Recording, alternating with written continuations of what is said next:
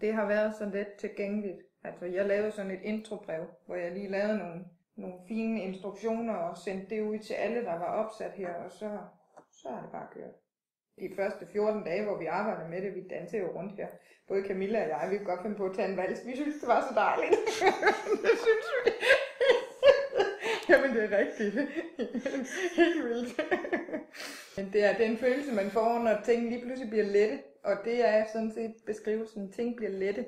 Der er aldrig nogensinde ophobet fakturer i vores system mere. Der er ikke noget. Det er simpelthen genius.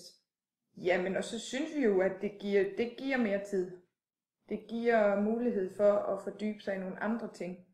Jamen, det er faktisk, at det er simpelt. Man kan sige, der er sikkert mange funktioner, som vi ikke overhovedet har overvejet, vi kan bruge, men så har vi sikkert heller ikke helt brug for dem. Dels at implementeringsprocessen, den er nem. Opsætningen tager 3 timer, gjorde vi her. Samtidig så havde vi jo faktisk et minikursus i de 3 timer. Det var ikke kun opsætning. Vi sad simpelthen og lavede det on the fly, det hele, ikke også? Og det kræver ikke de store uddannelser af de folk, som skal ind og godkende fakturer.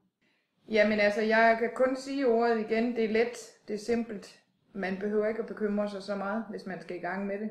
Man kan tage beslutningen i dag, og om en måned, så man kører uden problemer. Det er det, jeg vil sige.